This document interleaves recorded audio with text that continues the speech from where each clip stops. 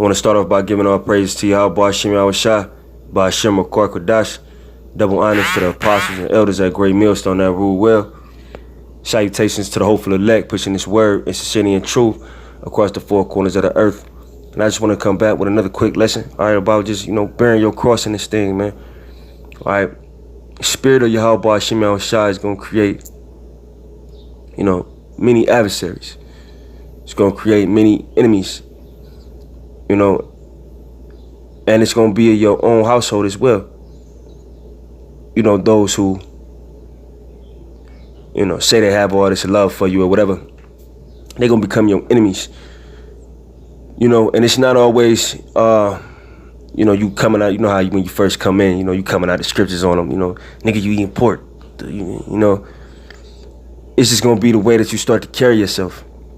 All right, because a man in this world having any type of standards or limitations that he won't pass, or basically just being masculine, man. Being what he was created to be, and that's a leader. The head of the body, the power, the strength. In this feminine ass world, that's gonna make you an enemy within your household, man. Because, we taught to,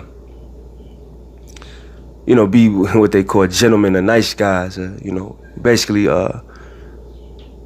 woman worship, man, worshiping women, man. But when you actually try to rule over your household, man, you're gonna become an enemy in this world that's, pushes feminism, all right? But even, when your family come against you, all right, whether it be, your family that you created, with your girl, you had kids or whatever, or it be, parents, cousins, whatever the hell, man. When they come at you, hey, just bear your cross, man. Because you gotta realize, whether it be children, your girl, your mother, your grandmother, hey, man, a lot of these motherfuckers is gonna die anyway.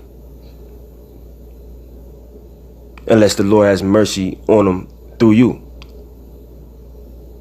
So you gotta look at these people even in your household for what they are, and that's the walking dead. So when they come at you, just know they supposed to. It's like Job, man. As soon as any trouble came, what happened? What did his wife do? She ran up out of there, told him to curse the Most High and die. This is gonna happen more and more as we get closer, because it's a spiritual battle, man. And us being men of the Lord, the hopeful elect, a certain level of masculinity comes with that. And the nigga woman hates masculinity. You know what I'm saying? Whether you be a faggot.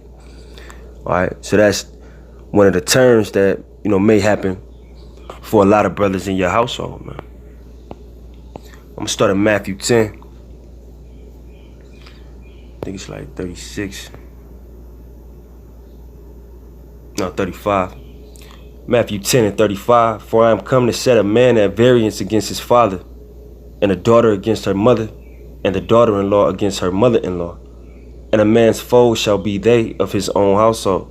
All right? Of your own household, man. Because that's, what Satan will cling on to that. If you a man and you a family man, you know what I mean? I ain't nothing wrong with taking care of your family, don't get me wrong, but if you overindulging in that shit, if they start to become more important than the truth, that's an avenue that Satan can get you, man. So when your family start to attack you and basically write you off, man, like you ain't nothing and you this, that, and the third, just because you have a certain level of masculinity and you don't want to just fold up at every little, thing that, especially women, what I'm really talking about, fold up at every little thing that they want, they gonna become your foes, man. In any way that they can attack you, they gonna attack you, man. Any weakness that they think you have, they gonna exploit it. That's why your heart gotta turn cold against these people. Because even though you grew up with them, and some of them raised you, that was your girl, you got a kid, whatever. Show enemy. For real. they really your enemy. Because at every turn, they're gonna try to attack you. Not because of, once again, you coming out the scriptures every day, but just your vibration. It's a spiritual battle. Alright? It says, it's verse 37. He that loveth father or mother more than me is not worthy of me. And he that loveth son or daughter more than me is not worthy of me. You can't love nothing more than Yahweh Shem Yahushua. There ain't nothing wrong with having love. You know, of course, Jake loves his children. But when it comes to this word, that comes first, man. So everything else has to be put on the back burner, man. Everybody else, your children, your girl, your mother, your father, all of that. They got to get put on the back burner. Because you got to walk your walk in this faith. So when they come at you with threats of, I remember the apostle said this, this is before I had children or a child on the way. He said, watch, a lot of brothers, the nigga woman gonna take your child from you. Cause they can't deal, they need a punk ass nigga. They can't deal with a masculine vibration. And that's happened to brothers, man. Always threats of, your children being taken from you, or your family just don't want you around, are you still doing that and shit? That's Satan trying to attack you with things that you love, but you can't love that more than Yahweh Shem Yahushua. So a lot of things, even though it may hurt, you gotta say, fuck that shit, man. You gotta let that shit go. And that's a part of being in this battle. Just like in Dead Presidents, when they was over there in Vietnam, Chris Tucker had told, I forget it, Lorenz Tate, said some shit about his daughter. And he looked at him with this cold ass look and said, fuck that shit.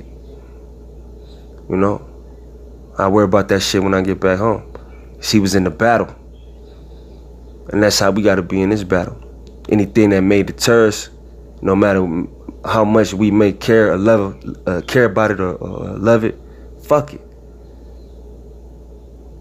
Don't let it get in your way of what you gotta do and who you supposed to be. Alright, it's verse 37. Verse 38. And he that taketh not his cross and followeth after me is not worthy of me. Alright, so if you don't bear your cross, alright, through these afflictions that Yahweh Hashem Yahushua is gonna put on you, you just ain't worthy, man. And once again, don't take it like being over righteous. Of course you love your children. You may care about your girl, love your mama, you know what I'm saying? You cool, your father cool, and all that shit. But the moment that they step in front of you on this path and try to be what they call like a blockade, you gotta say fuck them niggas and run over their ass, man. Fuck them. And don't look back. Cause that shit gonna get you killed out here, man. Satan is real slick, man, and cunning, man. It's real slick, man. You gonna put something in front of you love.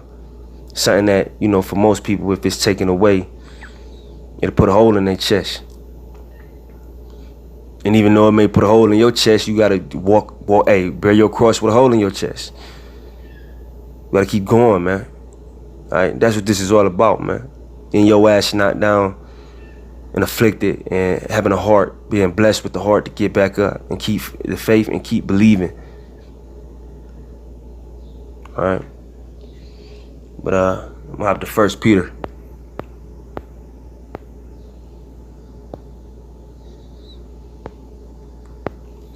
Alright, it's 1 Peter 2:19.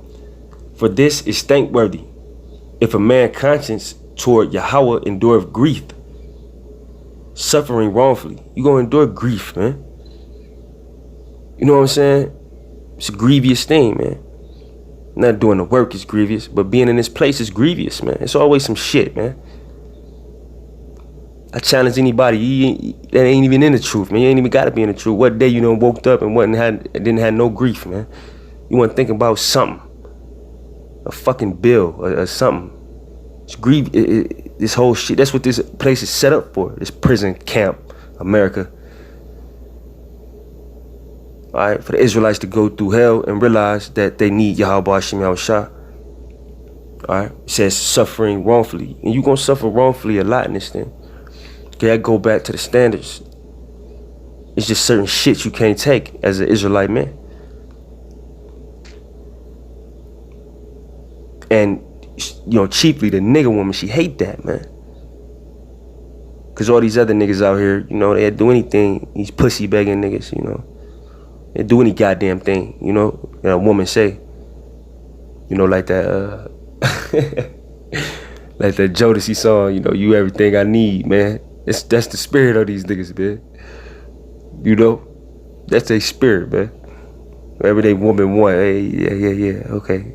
But it's, you know, hey, it's part of it, man. You gonna lose, man. But would you rather keep your integrity, just be with the nigga woman? Would you rather suffer wrongfully, all right, or endure? It's like you indulge in the pleasures of America and become a feminist. You know what I'm saying? Because if you got that spirit, man, you just a male feminist, man. Right? So suffer wrongfully in this thing, man. You just get beat up, man. Y'all shot suffered wrongfully. You know, you gotta do it. Servant ain't but a master. What's that? 1 Corinthians 13:7 says, beareth all things, believeth all things, hopeth all things, endure all things. You gotta endure, man. Endure, man. Keep, you know, go, man.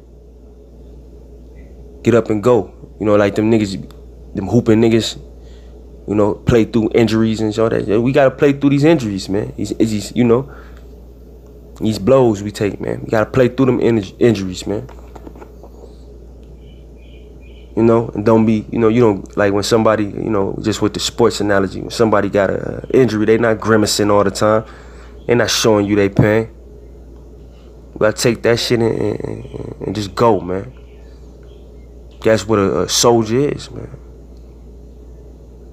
Take that pain and you just keep going, man. You endure all things. Alright? Because the scripture say that our present suffering, I'm paraphrasing, but our present sufferings, it ain't nothing compared to the glory that's gonna be in the kingdom. You're gonna be looking at this shit like, man, I can't believe I was tripping on that bullshit. Like they say, you're gonna be living large, you know, the kingdom, man. Living large. You know, money, women who are in order, rulership, slaves, you know.